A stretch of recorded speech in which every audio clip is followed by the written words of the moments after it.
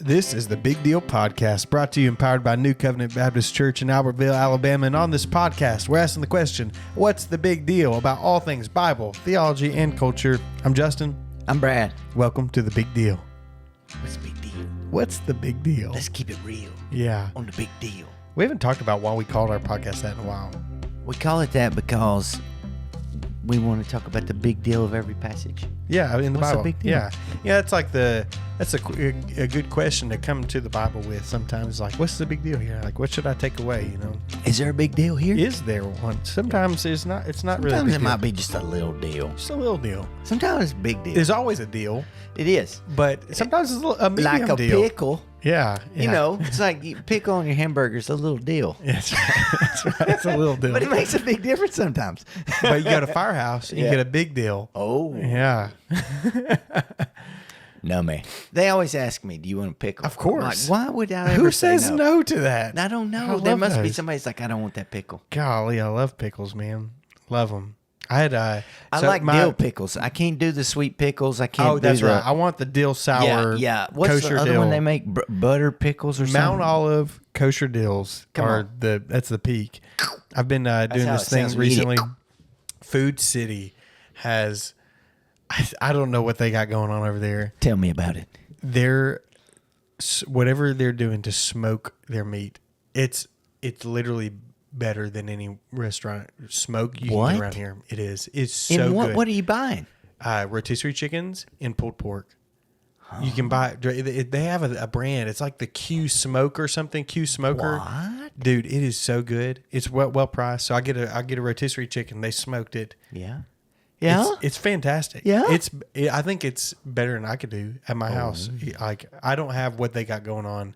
The smoke runs so deep. It's probably an artificial something. I don't know what it is, but it's really good. I was at this outdoor expo one time. It was mostly hunting and camping stuff. Super cool. And this guy was smoking meat, and he had this spritzer, and he could shoot this spritz in there, and the spritz smelled like smoking meat, but it was really strong, so people would smell it and come over and buy his food. That's so funny. He was just tricking us. That's so funny. Maybe Yeah. that's what it is. They're spritzing I don't it know. with It's water really smoke. good. But I what don't I've been doing is I just take I get a rotisserie chicken and I shred it, Oh. chop it up, Yeah. get it all chopped up, season it, and I just have like smoked pulled chicken all week, and I'm making them these little sandwiches and stuff with those pickles on it, those hamburger dill pickles. Yeah. Mount Olive. Oh, so good. Man. Speaking of which, it's time to report on a Memorial Day weigh-in. Yeah, that's right. What'd How'd you do? I made it. I I made did it. not Yeah, make I'm 193. Yeah. I was 187 evensies, Yeah. but I think I was too So ambitious. how much weight did you lose? Like right at 10 pounds. Okay, I lost to 15. Yeah. You got to take me and get a steak. I do. Buddy. That's why I brought it up. I'll get a steak. But I had I am hungry. I had two setbacks. Uh-huh. I was attacked by a wolf, Yep. and I didn't want to die while that was healing up. Yeah. And then I had to go on my 2-week summer thing and for the army, guard. yeah. And they didn't feed us. We had to go out to eat every meal. And I gained 3 pounds on that journey of 2 weeks. You can gain weight so fast. It's so ridiculous. fast. It man. was it was so sad. Yeah. I'm just now getting back to where I was when I left there. Mm-hmm. I'm a little bit less. Yeah. But I don't care. I was very ambitious. In retrospect, I was trying to lose like 16 pounds. Yeah. It's a lot. It's a lot. I'm happy with It's 10. a hard thing. Losing weight's hard. Yeah. So yeah, I made it though. I might I step. made it even going to Disney for a week. I was surprised by that because You I ate like a king I there? ate good. Yeah, I ate real good. Man, I'm such a fat boy still. You're I not. need to lose 7 you look more great, pounds. man. You look great. You I did look fantastic. Yeah, you do. But you got to lose it for your jumping out of airplanes thing or whatever. I know. I may jump out of airplanes in March of 2026. Yeah, you got to do it for that. You don't. Airborne. Those 7 pounds are going to turn your kneecaps into powder. If that happens, Yeah. though, my kids could go to school free. I'm taking one for the team. Those are the real sacrifices. Yeah. Man. Yeah. Well, so what did you do for Memorial Day? I gotta say, I guess I talk about this. Memorial Day is maybe the weirdest holiday. It is weird. Of any holiday. Especially in your lane. Yeah, in my world, like maybe most of our listeners, right? So they kind of think of it like Veterans Day a little bit. Like think of veterans. We do have a very heavily military listener base, don't we? Yeah, we do. Yeah. So it's a weird day for military people because they have friends who died. Yep. And so Memorial Day is like a day of mourning for them. Mm-hmm. But it's not marketed that way so good. No. It's marketed like get a sale on clothes. Yeah, go buy stuff. I tell people And grill out. that Memorial Day for the American soldier who've been through Iraq, Afghanistan, Vietnam, if they're still here, is like Mother's Day for people whose mom died. Mm. So like everybody's having a good day. Yeah. But the people whose mothers died, they don't want to like poo-poo your good day, right? Yeah. Or like women who wish they had kids but never did on Mother's Day. How that's kind of weird for them. Yeah. It's a hard day. Mm-hmm. That's how Memorial Day is for a lot of soldiers. It's like they think of their friends that died, and then everybody around them is like barbecuing and like "Happy Memorial Day," and you get come have a beer with me. commercial on TV. It's like, "Hey man, you can get your bird dog shorts for 20% off today. Happy Memorial Day." Yeah. And it's kind of like I don't know if we're supposed to be celebrating or not, but Yeah, it's I'd weird. like to give me some in britches. That's weird. it's a we hard talked day. about this the other day that most people, they think of Memorial Day, and they're like, "Oh, we're honoring fallen soldiers," right? Yeah.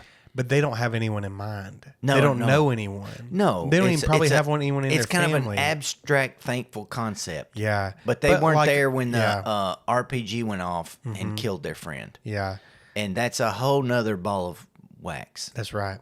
And so, Memorial Day, I worry about my soldiers. Yeah, for sure. Yeah, we love you guys and Yeah. girls. Yeah, it's a hard day. It's a weird Yeah. day because I understand, even if you have friends who died, they wouldn't want you to just be miserable, but you remember them. So it's like, hey, man, I'm going to barbecue and think about this guy who doesn't get to barbecue. Yeah. It sucks. And then, like, it's kind of a bummer. But then you're kind of bummed out on a day where everybody else is like just tickled they got off work. Yeah, So it's a weird day, man. yeah. It's wedding weekend. It's People like get married. The first. It's like Yeah. the first vacation weekend. It's a weird thing. It's true. Weddings are good though. So yeah, Hey, shout out to Joe and Brienne. yeah. Man, Happy ceremony day. Yeah, happy ceremony day. Yeah, that's right. I did that. Yeah, I did. Was that it fun? one. Y'all had yes, a good time. we had a Yeah. good time. God, We was didn't get to go. Good. It rained all day. It was an outdoor wedding, and like I don't know, an hour or two before the wedding, it cleared up. Oh wow, that's I mean, great. just sun came out. Yeah. It's great. God and it was loves, cool. God loves you, Joe and Brienne. He loves you. Oh, Joe, I love you. We love but you, too. my gosh, you outkicked your coverage. Like I've never seen anybody outkick funny. their coverage so far. Like I'm Joe. so happy for him. Yeah, good for him. Man. Yeah, yeah. Good for you, Brienne. Yeah. Joe's a great guy. They're good. Yep, it's good. I'm just kidding, Bree. You're not that great. No, you are. I'm kidding. They listen to this. I'm dead. They do. Yeah, they Oh. y'all are active listeners. We love you Yeah. guys. Yeah. Hope y'all are having a fun time this week. Mm-hmm. All right. Hey, right before we started the podcast, we were talking about wild ways that people die. Dumb ways to die. Dumb ways to die. Dumb ways to die. And I thought that was a great way to start talking about numbers. Yeah, because so that's- give me a couple of them. Yeah. So the other night at my house, we were sitting around with some friends, and we thought, because we're weirdos. Actually, it was Memorial Day, and I was thinking about dying. Oh, you're in a Not morbid, like yeah. personally, but maybe I was in a bit of a morbid mood, and I was like, let's just throw out dumb ways that you can, the dumbest way you can think of, or just like the weirdest off the wall thing that you might die. And I'll ask ChatGPT, how many people die every year of this thing? Yeah. And one of the things somebody said was ceiling fans. Uh-huh. Because we had a ceiling fan going overhead. 7 people die every year in the United States from a ceiling fan. I know, and I'm surprised it's not higher. Dozens are injured. Yeah. I mean, I would expect if that was like on the list, I'm like, oh, there's hundreds from Yeah. a ceiling fan. 2 people every year get eaten by an alligator. I would have thought higher. Yeah. Crocodile's way higher. I think. Oh yeah, crocodiles are. They'll come after you, man. They in eat Egypt. you. Yeah. Yeah. What was something that surprised me though? There was one. It was like 26,000 people died of this thing, and it was odd. It was like what?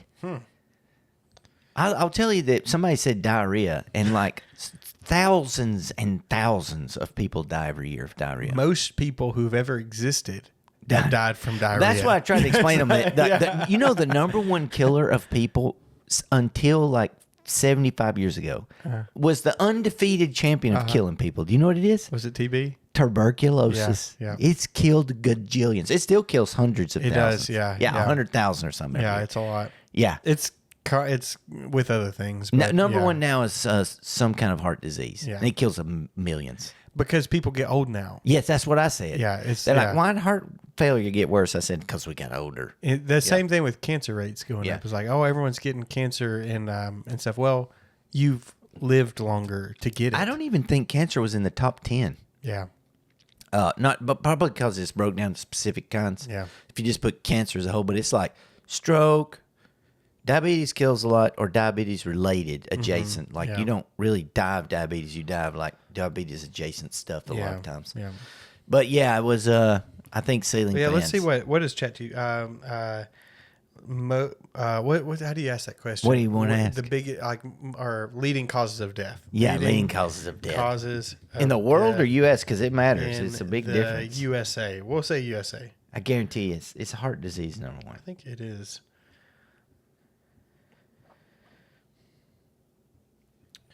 Yeah, heart disease number one. Cancer's number two. Oh. Accidents is number three. Stroke 4. Chronic lower respiratory diseases. So pneumonia related stuff. Yeah. So that's all those are old people stuff though. Yeah. That's what a blessing. Yeah. That's actually incredible. Yeah. Alzheimer's on there, diabetes, kidney disease, chronic liver disease, and cirrhosis. All the way down to number 9. It's all old people stuff. Yeah, what's number 9? Well, number 10 is COVID-19. Whoa, still? Yeah. It's dropped. It's dropped a bunch. Yeah. Yeah, because all the old people got it. Yeah, that's true. Man, yeah. I remember we had several people die whenever it came through when we were in Texas. Yeah. Yeah, we had 2 church. people. I had a pastor down the road. He's your age. He went in the hospital with it and died. It was so fast. Happened so fast. It was so bizarre. I got it. I was an early adopter, and it was horrible. Yeah. And I kept thinking I was well. And Yeah. I'd get up and I'd try to go jog, and I made it to my mailbox. That first Gotta round go was home. brutal. Bananas, man. It was so hard. It was like the sickest I'd ever been. You know what I did? What'd you do? I quarantined in my den on a blow up mattress, and I watched comedy shows. I thought that is how I wanted to die. Yeah. Is just watching comedy. That doesn't sound very spiritual, does it? Would you think that's going to say prayer, last minute prayers for Not everybody? you. Or Bible reading? I know you too well. I know. It's like, I want to laugh, man. Yeah. I think God wants you to laugh too. Oh, I did. He got me well through it. Yeah. Yeah. Jim Gaffigan, thank you. Yeah. Jim Gaffigan's hilarious, man. He made me laugh so much. Yeah. He's funny. I will never forget his joke where he tells everybody I became a father yesterday, and everybody goes, yay. And like, that might happen. And he goes, for the 5th time. And nobody said a word. And he goes, nobody ever cheers for that one. It's hilarious. He goes, you know what it's like to have 5 children? And he said, imagine you're drowning and someone throws you a baby. Dude, I laughed so hard COVID was scared. That's funny. Oh man, that guy is so funny. I'm not joke stealing. I gave him his props. Thank you, Jim Gaffigan. Yeah, he's a good one for sure. All right, so we're in Numbers. We were talking about Numbers. Numbers is such an interesting book because I read Numbers maybe once a year, right? Sometimes I don't. Is do that the full number of times you read it? Yeah, that's right. Sometimes I don't do the full Bible in the year. I'll just do New Testament or something. Yeah.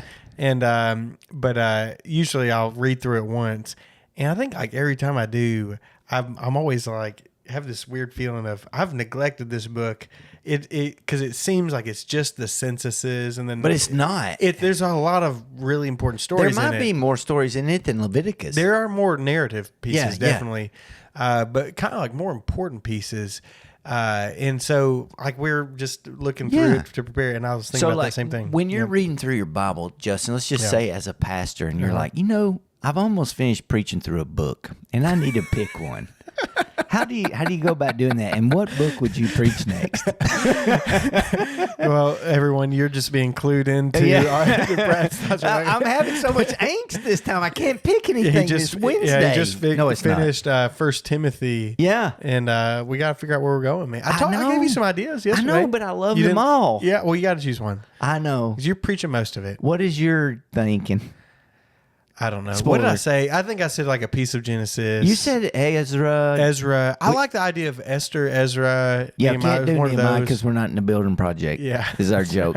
And every if you go to a church and it's like, today we're in Nehemiah, you're like, we fixed to build a sanctuary. Yeah, we're or about a gym. They're going to build a gym. We're going to build a gym. Yeah. We have a capital campaign going on. Yeah, that's what's happening. Uh-huh. Yeah, so I said that we need to probably go back to the Old Testament. We do in Minor Prophet, one of the Joel. Malachi, Joel, Malachi. Jonah, Ruth. Have we ever done Jonah? Jonah's a great preach. Man, I can't remember. I've never preached Jonah here. I bet I have, but I can't remember when. I've only been here that's 4 good. years though. But you know what? I've been here for 1 million years. No, 17, 16 Is it? years. Yeah, how old Zoe is, isn't it? Yeah. So there's a lot of people who hadn't heard me preach a lot of stuff that I think I already did that. I know. You look out like the church has changed a lot in the last couple of years. Yeah. Boy, I could hit Genesis again. The whole thing. Yeah, we could. But we've done that on the podcast. That's true, but they don't listen to it. Yeah, a lot of them do. A lot of them do. Yeah, we true. have a. Yeah.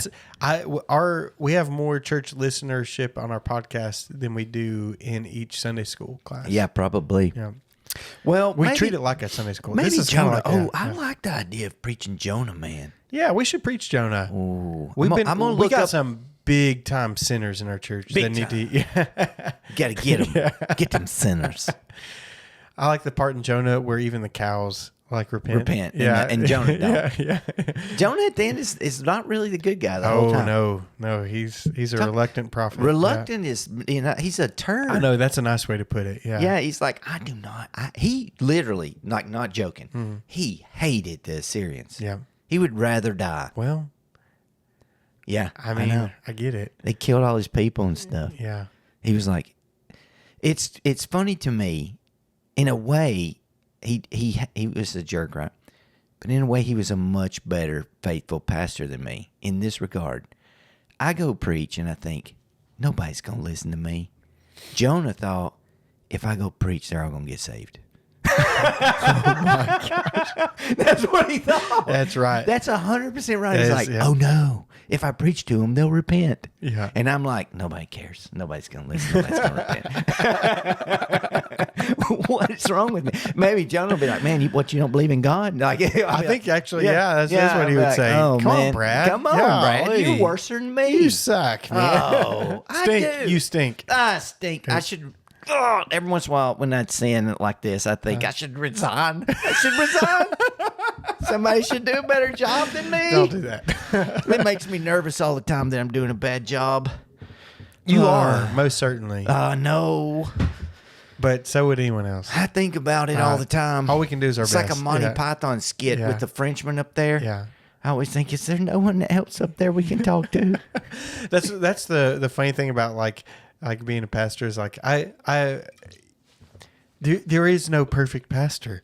They're not out there. If you think you have a perfect pastor, they're lying to you. Okay.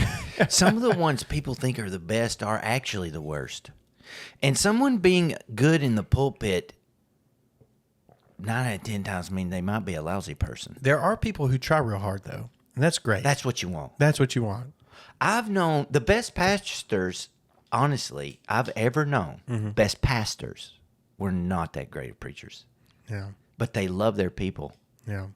See, I don't like anybody. That's my whole problem. I do not. I love all of you people. Yeah.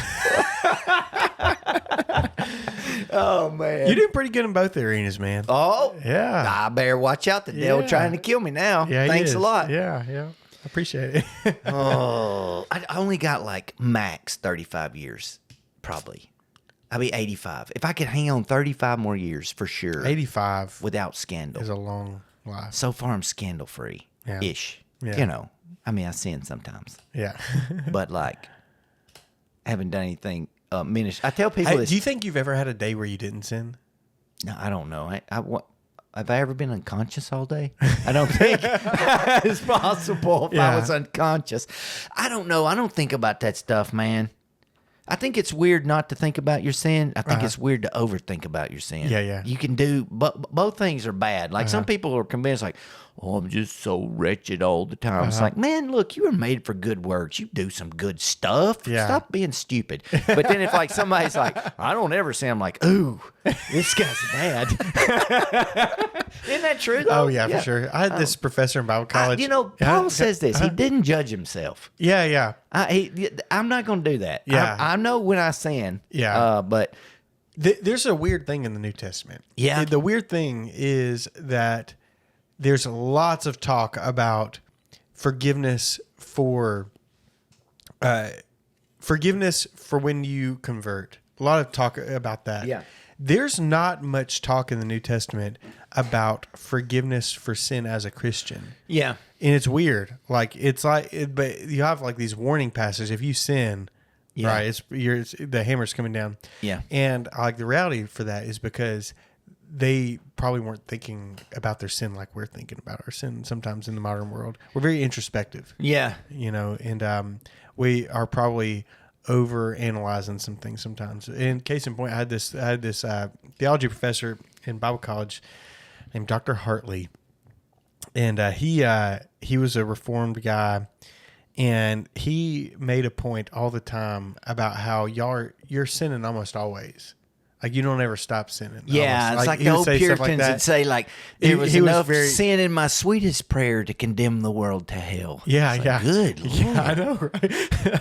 And I think I understand the point of it, but it's like a little I said a prayer one disingenuous. time. I don't know if there was a sin in it, man. My car started spinning around on the interstate, and all I said was, Jesus, Jesus. Yeah, that's right. I was trying to get deliverance. Yeah, but they would say, well, why did you want to live so bad? Oh, because my baby was in the back seat. So you're trying to hold on to this I life. tried, yeah, I was. Yeah. I had stuff to do here. Yeah, you don't think that heaven will be better, right? So he would go on about stuff like that. Yeah. And he I would this is what I was sin and getting at. punch people This is who what- said that. If they're like, "Oh, you didn't want your baby to die because heaven's not better," wham! I know, for I real. sin right Oh, there.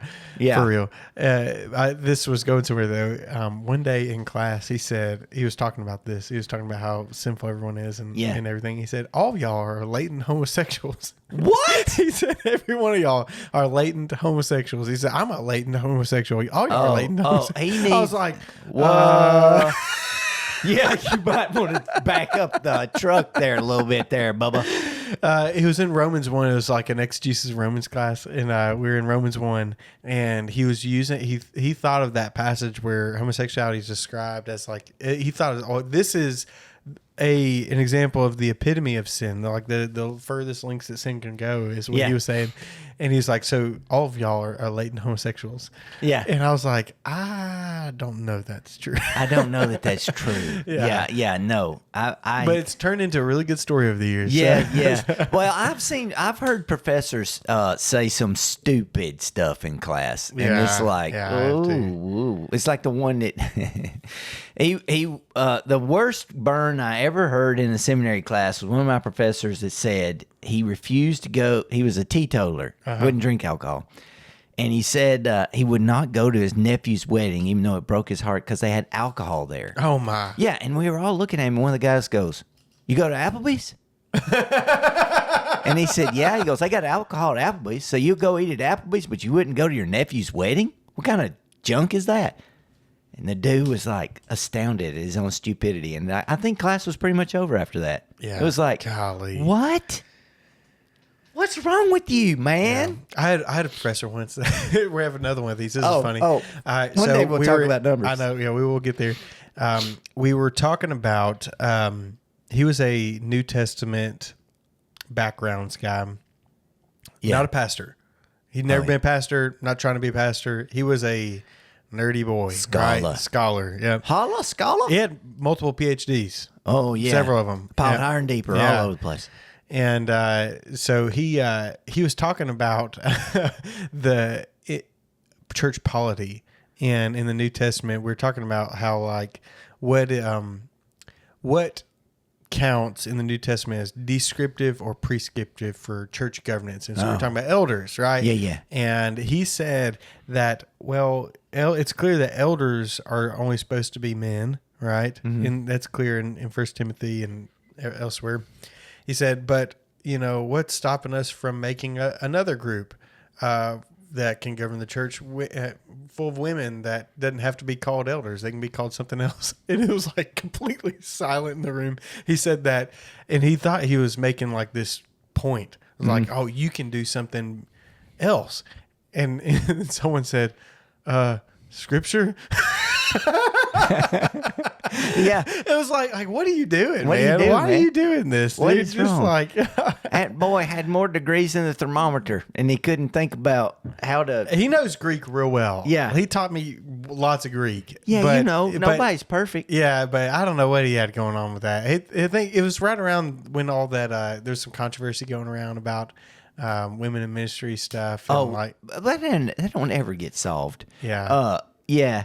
There ain't nobody perfect except Tim Keller. that was the only controversy present during my seminary time. Was that? What? Yeah, I know. And we've talked about this. Me, you've talked about like your seminary time was like full of controversies. Full of it. It was Mine, so much. I didn't have none. Mostly it was still the fallout from the argument over inerrancy and infallibility Yeah. of the scripture. That means whether the scriptures are right. Yeah, whether they're without error. Yeah. And what do you mean by that? Yeah. And it's a big old mess. It's a man. mess. We'll talk about it some other time. We've actually already talked about it before. The little very bit. first podcast. Yeah, we did maybe- that. The very maybe we first, did, yeah. yeah. Well, let's talk about numbers now. Okay. All right. So last week, the nation Israel pulled up to the shores of the Jordan, right? Yep. And they're about to cross over. They're going to send the spies over. And they didn't go. Well, the spies went. Yeah. But Israel was chickened out. They out. bunch of chickens. Yeah. And Everybody but Joshua, And Caleb. son of Nun, Yep. and Caleb. Yep. And God said, y'all ain't going in. Yep. And then they said, oh, we're sorry, we'll go. And And God then- said, don't go. I'm not going with you. Yep. And they went and got slaughtered. And got routed, and they go back Dummies. into the wilderness. So when we talk, so this is our art camp theme. Yeah, the wilderness. This is one of the stories you're going to There's teach. a great in it. song Yeah. we should take advantage of. It's called "In the Wilderness" by what is that guy's name? It goes, you know it, in the wilderness, in the wilderness.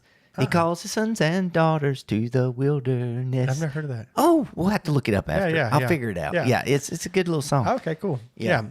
So we're doing that's our art camp thing is in the wilderness, and this is like the second story. The first story is Adam and Eve because they get exiled to the wilderness. Get out. Right out of the garden, and then this is the second story where Israel and Moses are sent out into the wilderness. And so a lot of stuff happens after that. Okay, this is the rest of the book is basically the culling of Israel. That whole generation has to die. Everyone of them And almost all these stories are about how they're going to die. dying. Yep. So it's kind of a dark, but also a good kind of section of the scriptures because these people are rebels. Since they didn't right? get to go into the promised land, did they all go to hell when they died? I don't think so. No, I don't either. No. No. That's such an interesting question because it's like But people think when somebody falls under the judgment of God while they're alive, that means they didn't make it. every time anyone dies, you've fallen under the judgment of God. I know. But like you think Yeah. about Ananias and Sapphira. Yeah. You think they went to heaven? Yeah, The people who lied about their tithe? I think so. Man, if God killed everybody that lied about their tithe, Yeah, they'll be dead. it's just Yeah, they might sometimes have it's went to time. heaven. Sometimes it's time to go now. Let's go. Yeah. And go I don't. time. I don't have any reason to believe these. I don't know. I might have to look at their story specifically, but like for these folks, I don't. Well, it doesn't say anything about No, it. it doesn't. You know what, though? Also, so they didn't go in. We know that. We talked about that last week. And then they tried to go in. They died. And then they gonna all die in the desert. But Sunday morning, Jessica asked, like, what is up with the Holy Spirit in the Old Testament? Like, what's he doing? Like, what's the difference between post-Pentecost and pre-Pentecost, pre-Jesus, post-Jesus, right? Yeah. And here's the weird answer. You ready? We don't really know. We don't know. Well, he's doing the same Like, thing. he does stuff, but he does not indwell them He doesn't the indwell same way.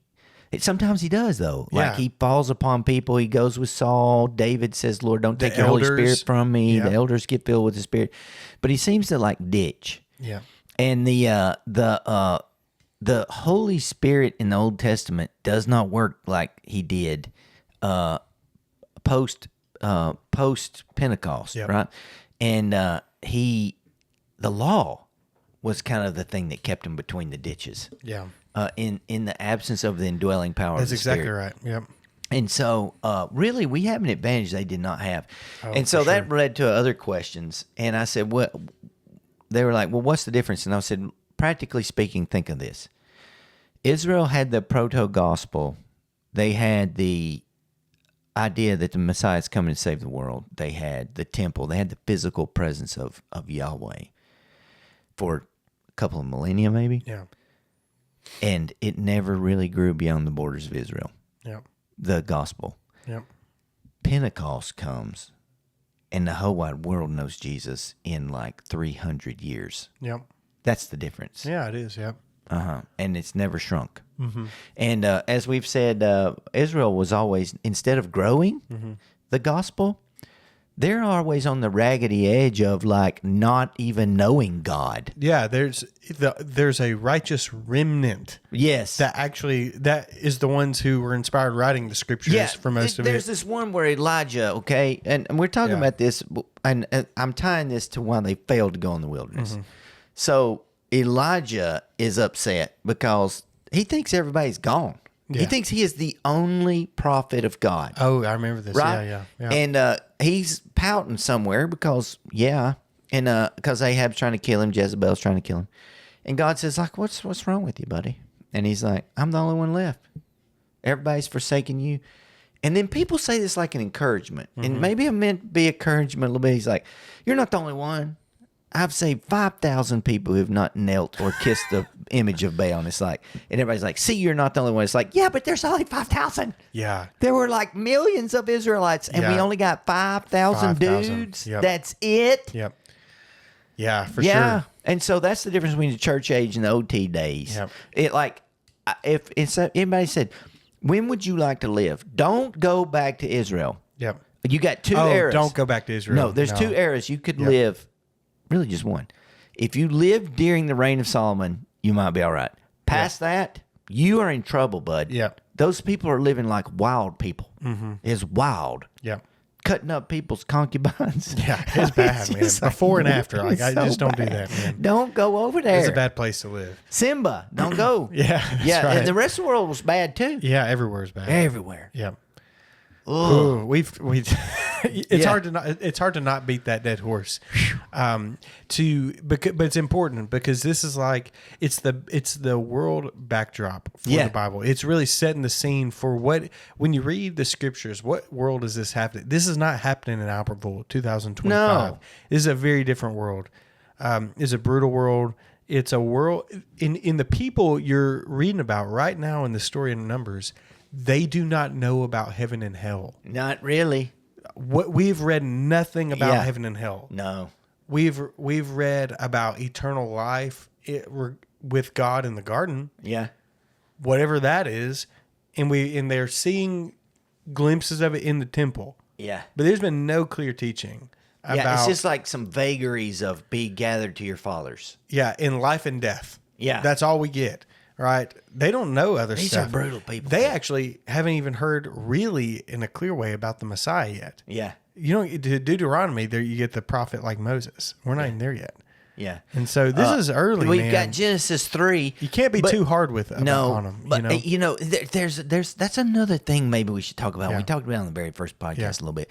There's a big difference between what is happening historically in Israel at this time and the book that's written. Yeah, They that's have, like we don't really know what all they knew. That's true. Yeah. We don't, because he's writing a different. The book that he's writing is not for the folks in the wilderness. The books that we have were for the church way on down the line, and Israel on down the line, right? So there's no way everybody in Israel had this, but he's writing a different book for a different people. Yep. And it's hard. A lot of times when you read the Bible, you think we're trying to figure out what happened in the history of Israel. That's not what we're doing. Yep. We're trying to figure out who the Messiah is. Yeah, that's the that's point exactly of this book. right. Yeah, that's and right. so maybe they knew. They may have had all kinds of info we didn't know. It's possible. We just don't know. They might have known exactly how old the world was. They just didn't run it down. Dang it. Yeah, who knows? The story hasn't said none of those things though, and so like you have to kind of like withhold too much of your judgment. You, instead of judging them, you need to see yourself in your own struggles in light of it. You know, where the moments where it's your turn to cross over the Jordan into the promised land, and you've said no, thank you, I will have my sin. Yeah, I will instead. Because those moments are real. Like that happens. Like you could choose joy and land flowing with milk and honey every day, but sometimes you don't. And I think that's an important way to read through these stories. Yeah, it's important to know. And you don't die. You're not getting cold right now. That's pretty great because we're about to read about the coaling. Yes. Yep. So God swears not a single one of those people is going to enter into the promised land because of their rejection of him. He said, how long y'all going to despise me? Yeah. Except Joshua, son of Nun, he's going in, and Caleb. Because they were faithful. Yep.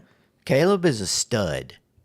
Yeah, Caleb's a good guy. Yeah, I can't wait to talk about him and Joshua, because he's 80 years old before he get to go in. Yep. And he says, hey, God said I could have this land I looked at. Yeah. And they said, you're 80 years old. And he said, I'll go up there and take it myself. Yeah. And he does. Yeah. And he's 80 years old and he's whooping people. 80 years old. Oh, man, that's me. I'm going to get after it when I'm 80. I'm going to whoop somebody. So take the land. Let's get into numbers a little bit. So they just did that. That was chapter 14. Into 15, you have the beginning of 15 is it's actually just rehearsed laws. It's just repeated stuff about sacrifices.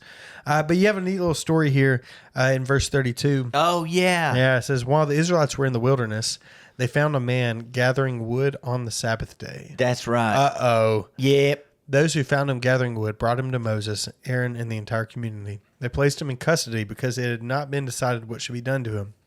Then the Lord told Moses, the man is to be put to death. The entire community is to stone him outside the camp. So the entire community brought him outside the camp and stoned him to death, as the Lord had commanded Moses. Dude got killed for pickup sticks. For picking up sticks. On Saturday. Yeah. Or he could have done it Friday night, I guess. Yeah, Friday evening. He was like, I got to make a fire. I'm going to go out there and get some sticks. Don't nobody care. Yeah. And what's crazy is, like, somebody saw him. Yeah. Somebody was sitting at their tent because they were all, like, sitting around. And he's like, hey, old Jim Bob over there is picking up sticks. I'm like, man, it's Saturday. He probably shouldn't be doing that. Yeah. Why do you think this story got included? I don't know. Yeah. I do. Yeah. I think this is so weird because what we just read is helping me. We're fixing to get to the red heifer. Yeah. That don't make any sense. But the idea, the back half of Numbers is about death.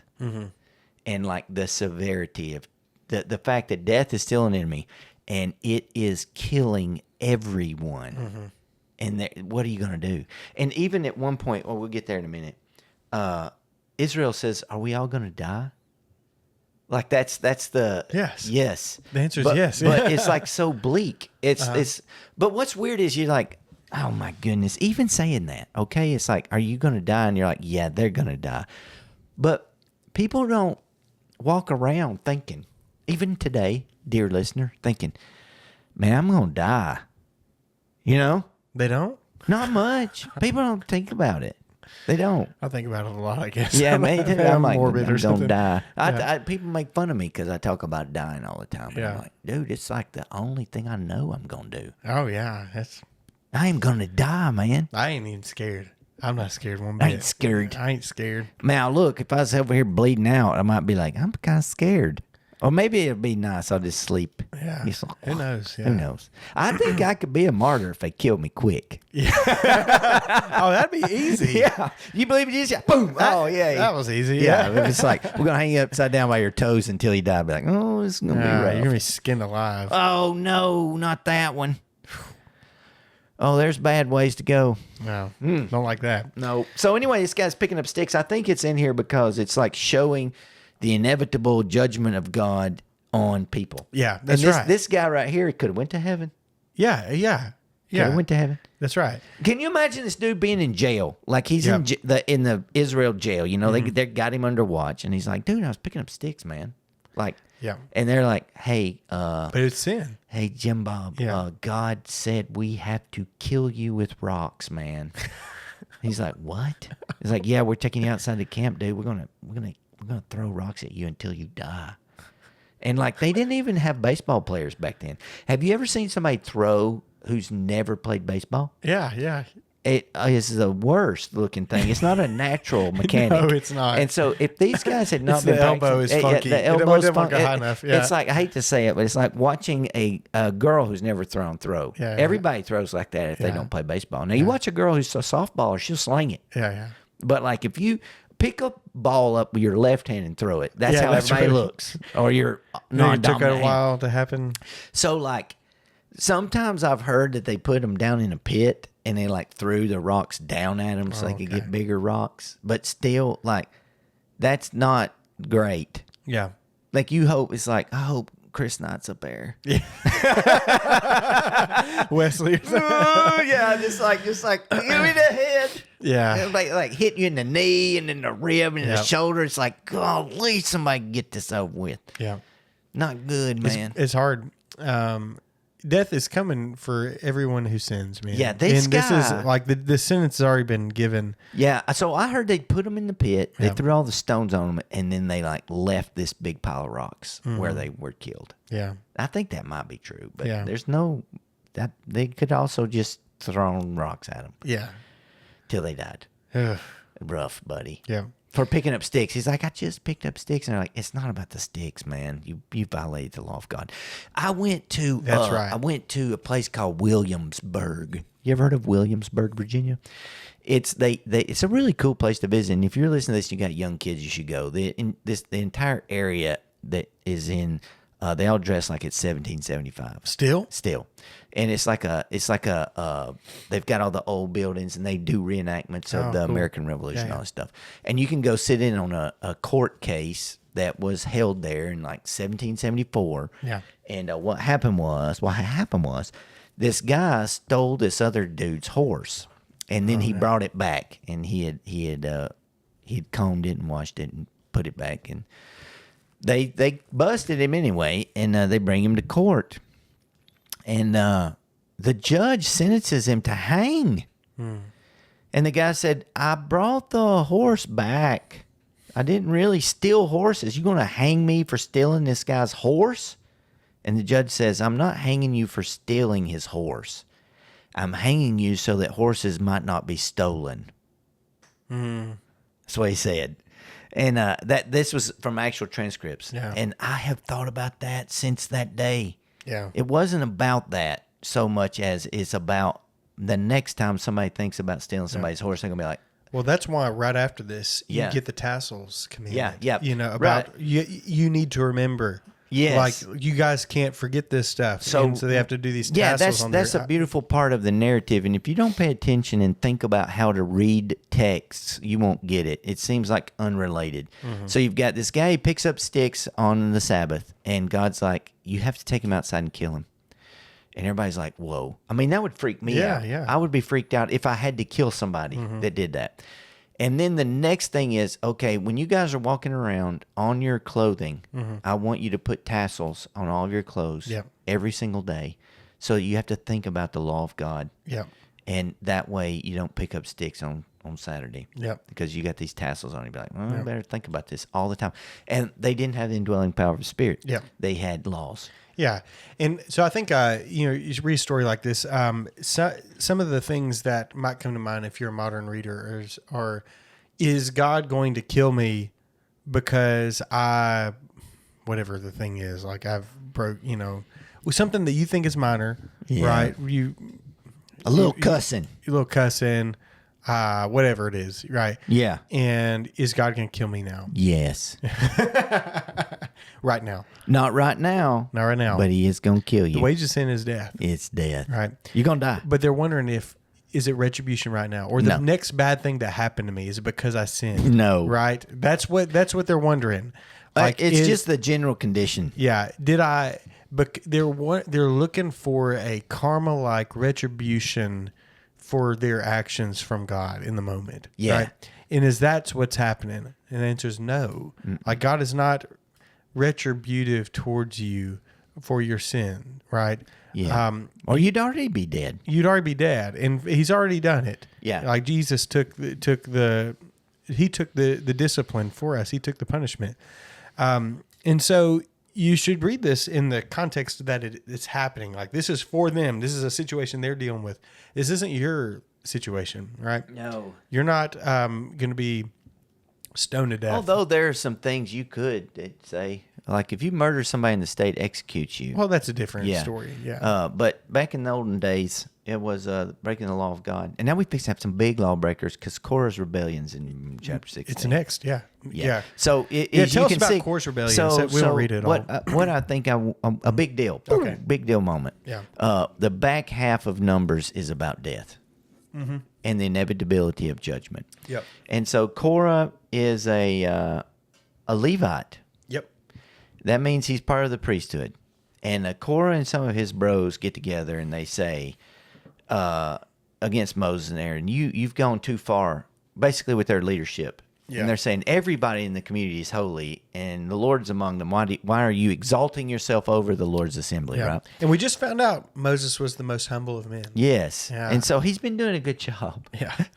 I just heard, if you're listening, bro, I listened to you yesterday. He gave us our flag football meeting and stuff nice. about practicing all this stuff.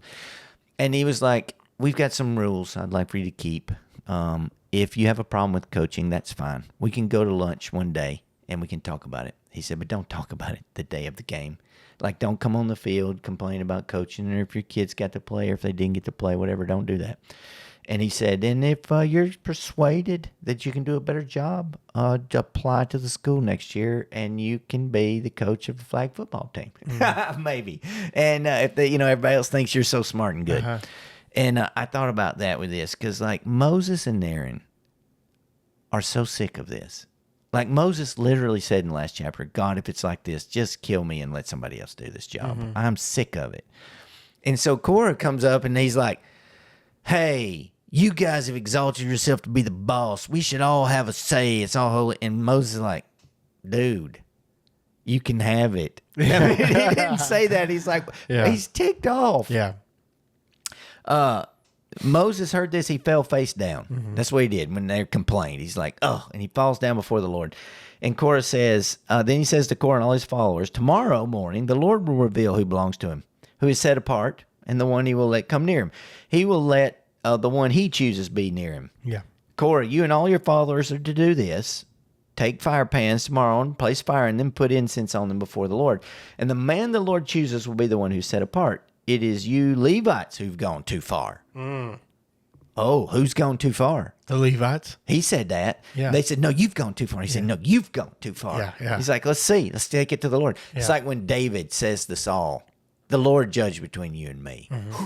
Oh, the righteous don't have to fear that judgment. That's right. And so Moses told Korah, now listen, it isn't enough for you that God of Israel has separated you from the Israelite community to bring you near to himself to perform the work of the Lord's tabernacle and to stand before the community and minister to them. He has brought you near, and all your fellow Levites who are with you, but you are pursuing the priesthood as well. Therefore, it is you and all your followers who have conspired against the Lord. As for Aaron, who is he that you should complain about him? It's like, why are you picking on Aaron, man? Leave him alone. Yeah. You made him make the calf that one time. Y'all leave him alone. Yeah. Right? Moses sent for Dathan and Abiram, the sons of Eliab, but they said, we will not come. Is it not enough that you have brought us up from the land flowing with milk and honey to kill us in the wilderness? Oh, Dathan. Oof. Do you have to appoint yourself as ruler over us also? Furthermore, you didn't bring us to a land flowing with milk and honey, or give us an inheritance or field and vineyards. Will you gouge out the eyes of these men? We will not come. Oh, man. And Moses is like, I am so sick of this. I think that's what he's saying, man. I mean, he's got to be there. Yeah. It says Moses became angry and said to the Lord, don't respect their offering. I've not taken a donkey from them. That's something you need to say, dear listener, if somebody's wronging you, because that's what Samuel says too. He's like, I ain't took a donkey from nobody. Taking a donkey from nobody. No, or mistreated a single one of them. Yeah. What verse is that? 15. 15's the donkey verse. Yeah, I ain't taking a donkey from him. And Samuel says the same thing. Yeah. Whenever he they does. pick a king, and he's like, all right, I'm going to give you a king. Anybody who's done anything, I ain't took a donkey from y'all without asking. You know, who's done it? Yeah. So Moses told Korah, you and all your followers are appealed before the Lord. You, they, and Aaron, each one to take his fire pan. So they did it. They take it all up there, and God kills them. Yeah. Long story short. Mm-hmm. The ground opens up and swallows Yeah, well, them. God gets mad. Yeah. And he's like, hey, I'm killing them all. Yeah. Like all. And he does. He's going, no, all of Israel. Oh, yeah, that's right. He's going to kill the Levites. Right. He's going to kill Israel. Yeah. Yep. And he's like, Aaron and Moses and your boys, come on up here. I'm killing everybody else. And they go, wait, you going to kill everybody? And God's like, tell everybody to get away from Korah. Yeah, his family. that's right, yeah. And so everybody like moves away. Yeah. And they like move out, and Korah's like standing there like, what you going to do? And Moses says, if they die like normal men, I'm not from God. But if God does something crazy in front of you, then you'll know the Lord's chosen me. And about that time, the earth opens up and these dudes fall in the chasm. Then their family, everybody, falls down in the chasm. Right down into hell. Yep. To Sheol. Yeah. Definitely. Yeah. Yeah. And then everybody gets scared. And then fire also comes out. Yeah. Fire also comes out and consumed the 250 men who were presenting incense. Yeah. They died like Nadab and Abihu. Yeah. They offered a strange fire before the Lord. Boom. Holes in the ground, man. Shaking and baking out there. Yep. It's crazy, man. Crazy. Yep. They're all done die. They died. Yep. So this is one of the first of the death knolls. And what's funny, it's not funny, but it's unusual. It's weird. After they're dead, they're burnt up, dead. Mm-hmm. And God says, hey, don't throw away their fire pans. Those are holy.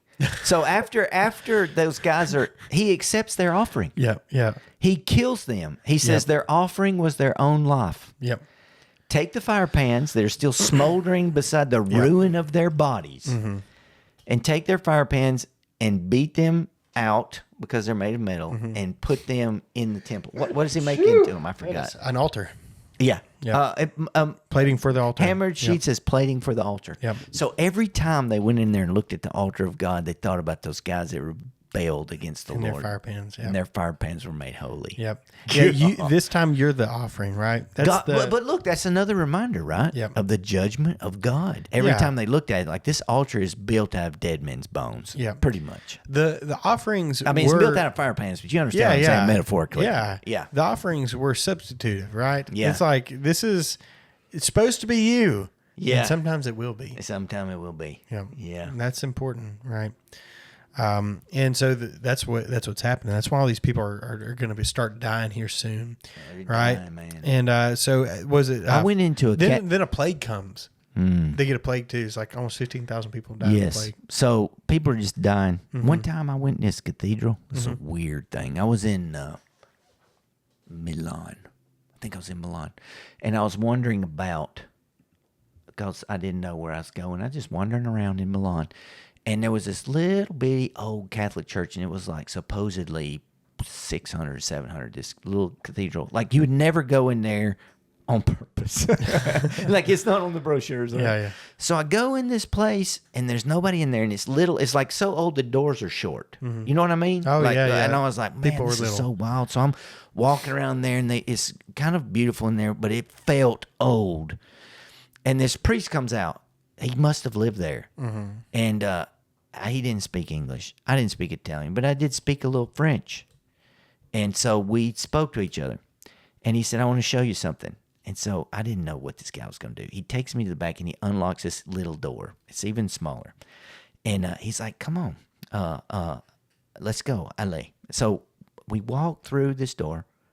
Ale's, you go, allons-y, let's go. So we go through this little bitty hallway, and it opens up in this other, like, sanctuary.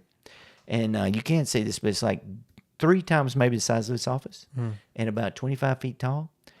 From floor to ceiling was skulls and dead men's bones. Whoa. And the altar was made of dead men's bones. Everything in there was human skeletons. And I thought, he's fixing to murder me. No, I was like, that's intense. What is this? And it was crusaders. Whoa. It was crusaders that had died and had come back from the crusades dead, because that's what happens when you die. And they had taken their bones and built a sanctuary out of them. And that was like their relics, these holy crusaders. And I was like, man. Y'all should have buried those people. Yeah, that's weird. Let's get out of here, Yeah, buddy. yeah. I don't know. I was fascinated. I wish I could find pictures of it. Oh, man. I took pictures. He was so proud of. The weird thing was, I was like, is he going to murder me? What's going on? And he was like, look, isn't this awesome? And I was like, this is freaky, Those dude. are skulls. Yeah. Yeah. Hey, man, the medieval church was metal. What can I say? Yeah, that for real. They Yeah. thought about dying all the time. All the time. People died all the time. All the time. Anyway, they're dying here, and then 15,000 died because they gripe about meat again, I think. Isn't that Yeah. why they get the plague? Yeah, what happened? So, Well, was it because of, no, I thought it was just because it happened. Yeah. Well, the Aaron's staff is chosen. The next thing that happens is that each staff. tribe presents a staff. Yeah. And they put it in the presence of the Lord, and it says, the one that buds will be the one I've chosen for the priesthood.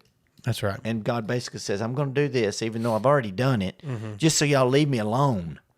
And Aaron's staff buds. Yep. It sprouts.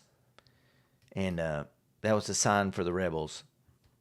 Yep. Oh, and this is where they say it. So it says, chapter 17 is very short. It's just like 12. It says, put Aaron's staff back in front of the testimony to be kept as a sign for the rebels, so you may put an end to their complaints before me, or else they will die. So Moses did as the Lord commanded him. Then the Israelites declared to Moses, look, we're perishing. We're dying. Yeah. We are lost. We're all lost. Anyone who comes near the Lord's tabernacle will die. Will we all perish? And the answer is yes. Yep. They see their mortality. They're going to die. Yeah. And they did. Eventually. So there's kind of an interesting idea of like the beginning of Numbers is the number of how many people there are. There's a census, like this is how many people are, and then once you get to the second half, it's like the countdown on that number. Yes. It's like there were 1 million. Now we're 15,000 less. Yeah, 30,000 less. Yep, and it's just anybody under 12. All those people they numbered. Was it 12? I think it was 12 and younger. I thought it was 20. It may have been 20. Yeah, I can't remember. It was a number. Let's get ChatGPT. It was a number. Reference, yeah. But basically, anybody included in that census you see in numbers dies. None of those people make it in except 2, Joshua and Caleb. But it's like a bunch of them. I don't know why I thought it was 12. Probably thinking bar mitzvah or something. Yeah, that is the number on the bar mitzvah. Yeah. Yeah. It's 20 years old. Yeah. 20 years old and younger. 20, yeah. But the they're still cutoff gonna be- age, it's, who was 20 years old and older at the time is the. Yeah, if you already hit 20, there's some dudes doing some math. Yeah, yeah. Yes. Well, also, here's the thing, man. It's like, if you're born in slavery, you might not have known exactly what day you was born. There was somebody out there going, Mama, how old do you think I am? Like, she'd be like, I think you might be maybe not 10, 20, but oh, no. Yeah, that's funny. Mama ain't gonna make it. It'd be 59 if you made it. Yeah. So chapter 18 is all about the just how they're going to take care of the priesthood, Which because they never they're do. just kind of identified again with Aaron and Yeah, stuff. So that we're going to Rehash is like, look, they're not gonna get any. They don't get a. They don't don't get a land. land. Yeah. They're the Lord is their portion, Yeah. and y'all will take care of them with your tithes and offerings, which lasted seems about 2 weeks. Yeah, that's right. And then they all had to go get jobs because Yeah. it was so horrible. Yeah, it didn't work. They didn't do it. Yeah, they didn't give the tithes, Yeah. and so they couldn't support an entire tribe of dudes. And they weren't making sacrifices. They weren't making sacrifices. Like by the time, like the when you get to I'm sorry, when you get to Samuel, first, second Samuel, and Samuel's at the temple. Yeah. The vibe about what the tabernacle is doing there. Yeah. It's like quaint, slow, and small. Yes. Like people are not doing this a lot. Nobody. It's Yeah. like there's like 3 guys there. Yeah, there are. There's like 3 guys there. Oh man, what's his name? Eli And his sons. Hophni and Phineas. Yep. And then Samuel's there. He gets when dropped he's a off. kid. Yep. So there's like 3 people working this whole temple. Yep. And the only guy that ever shows up, besides the women that they sleep with, It's Hannah's husband. is like Hannah and her husband Yeah. and Samuel's dad. Yeah. He comes every year. It's like Yeah. a big deal. Yeah. And the fact is they know him. Yeah. Like they're so Elkanah. What his name is? Yeah, I think that's right. It's like every year Elkanah shows up with his 2 wives, Mm-hmm. and one of his wives is a turd, and the other is Hannah. And it's like they know who he is. It's just quaint. Nobody's listening. There hadn't been a prophecy in Israel in years. It says the words from the Lord were rare. Yeah. Yeah, and there were other Levites. There was an entire tribe, an entire tribe of Levites, and they're gone. And judges, like all the Levites, are like out there working for people. They're like family priests. Yeah, and they're like stuff, rent-a-priest. Yeah, it is. It's yeah, so bad because yeah. they got no land. Yeah. And there's no tithe in there for them to eat. And Yeah. even what they had, like the sons of Eli ate the wrong stuff. They were eating the fat, and it was belonged to the Lord. And Eli got so fat he fell off a chair and broke his neck and died. Yeah. What a. I'm glad I'm not in the Bible. I mean, the odds of it being favorably written about you, like when we go to heaven, I've done a lot of stupid stuff, brother. That would be so embarrassing. I'd have to run out of here for a while if you knew about it. Do tell. Let me think. I'd have to think, but I'm sure it's bad. So it would be shameful. Like I don't even know what my dumbest thing is, but I know it's bad. Yeah. But if I was in the Bible, it'd be in there, right? So I'm going to go to heaven, and I think Eli's there because he seemed to love the Lord. He was the only priest left, man. Yeah. And I'll be like, "Oh, you fell off a chair and broke your neck. You was so fat." And he's like, "Yeah, man. Yeah." He's probably 200 pounds. Still. Back then. 200 pounds. A big old fat guy who weighed 200 pounds. Yeah. And my 200-pound life would be like, what's wrong with this guy? Yeah. Everybody was tiny back then. Yeah. So, I don't know. It's just maybe he's over it by now. But I wouldn't want that to be the only thing people knew about me was all my failures. And that's pretty much what you get a lot of times. Yeah, I mean, the Bible doesn't tell us a lot about heaven and about the new creation. Yeah. I don't get the vibe that we're going to be like just thinking all the time about like How messed up we were. I mean, the apostles were so sweet because when they wrote about themselves in their own books, they were just like, we were so stupid. Yeah. It was like Peter's like, yeah, man, one time. Oh, Mark, because Mark supposedly, wrote it on behalf of Peter, right? Yeah. And he's like, tell them, I'm so embarrassed. Tell them one time, me and Jesus were out there, and they was like, who does everybody say I am? And everybody like, oh, he's Elijah or Moses. And I said, you are the Christ, the Son of God. And Mark was like, oh, that's great. He's like, yep.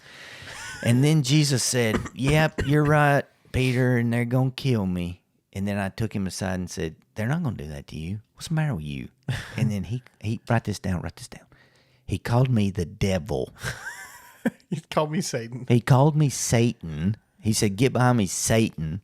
Then he said, you're not even thinking about the kingdom of God, but just about your own kingdom. Right there in front of everybody. It was humiliating. And be sure to tell them on the night that Jesus bowed before he died, I said, I don't care if everybody leaves. I ain't going to leave. And Jesus said, you're going to deny me twice. I said, I won't do it. And I went out there and there was this little girl, and she was like, you're with him, aren't you? And I said, I don't even know who he is. That's what I did. It's so embarrassing. Yeah, Peter's not the hero. No, man. But he told that on himself. He told that on himself. He told it on himself. Now, they all knew too, though. That's I don't know. he can't hide it. Yeah. No. Well, now John was the jerk. Yeah, he was the jerkiest because he's always he always kind of needles Peter a little bit. He's always like, and Peter and John ran to the tomb, but Peter got a head start, but I beat him. It's stuff like that all the time. He's always like, oh, and then at the end of John, it's like Peter goes, what's going to happen to that guy? He's talking about John. He goes, "What?" Jesus like, "What? What do you care who happens to that guy? Worry about your own self." Yeah. Yeah, man. They That's loved funny. each other like brothers. Yeah.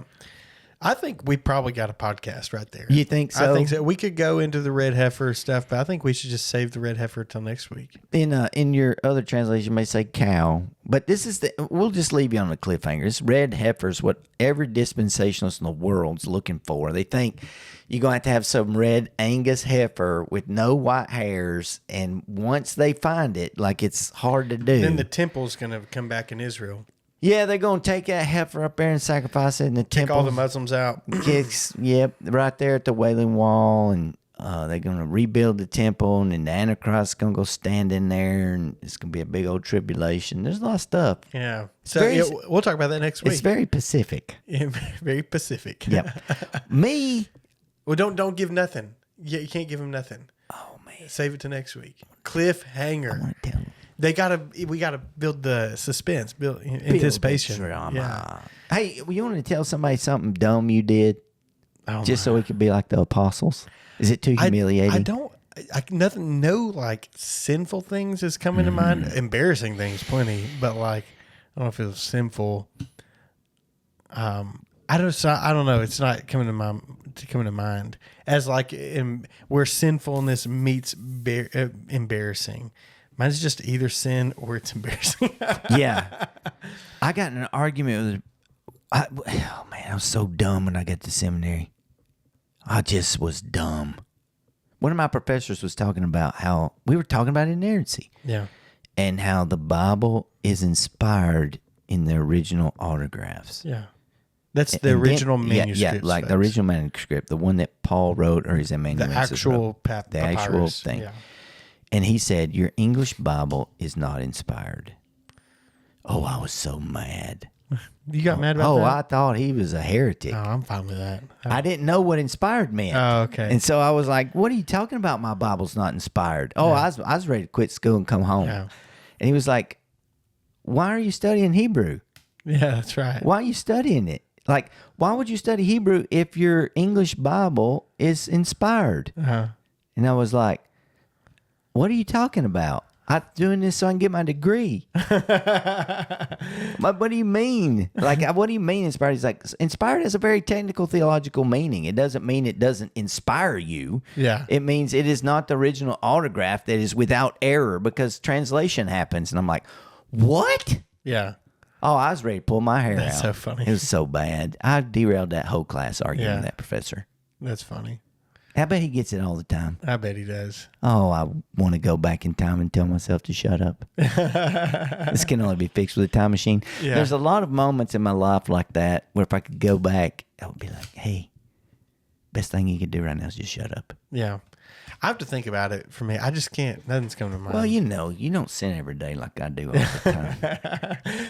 I don't know. I just don't. I don't. For some reason, I don't have like that's not the thing. It's not like stuff like that. You know, I got lots of sin, but Oh yeah, and lots of embarrassing things. But I can't think of anything that like overlaps like that. You know, funny ways. Pride, boy, I did some dumb stuff. I'll have to think about it, write it down in a book. That's what we should do. Yeah. Everybody's always writing books like... Oh, also, by the way, I'm also just really bad at this. Like remembering things. Oh, yeah. I'm like really bad at remembering. Well, what stuff happens like is that. I'm like God in that regard. He said he's cast my sins in the sea of forgetfulness, and I went with I him. did too. I just don't even think about it. I'm just like, I'm just pressing forward to lay hold of that which he's laid hold of for me. You know what I mean? I'm not. Oh, Paul said he didn't judge himself. I will so. remember it like a lightning bolt every once in a while. Yeah. I'll be sitting there and out of unbidden, a memory will flash across my brain of something stupid I did in the past, and I'll jump like this. Oh, that happens to me all the time. All the time. I'll be like, oh, I wished I wouldn't have said that. But it's usually like some dumb thing I like said to, I don't know. Yes. It wasn't like sinful or something, you know. It was just like I was just an idiot, you know. Oh, so dumb. Yeah. Golly, bum, so dumb. Oh, I can't help it. we're just gonna end the podcast cringing. Yes, so cringy. Hey, but you know what? It helps us. We see these young people who are zealous for the Lord, and they have no no wisdom yet and the only way to get that wisdom, the only way to get at it is to do a bunch of stupid stuff and then get embarrassed. That's how you get wisdom right there. Yeah. You can learn it from people, but it's so rare. Most of the time your wisdom has come from failure. And then you see some young person doing the dumb stuff you did. Yeah. And you're like, I can't help this kid. Like, I want to help him. I got kids right now. I love them so much. And one is in college and one's in high school. And I just think of all the dumb stuff they've got to do.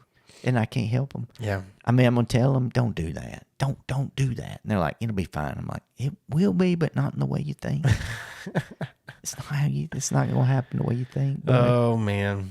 Well, God help them because we can't. We love y'all. Thanks for listening to us. Yeah, thank y'all for listening to the Big Deal Podcast. We'll be back at it next week talking about red heifers. I can't wait to talk Not about them blue heifers. Not the blue ones. We want the red heifers. All right, we'll see you later.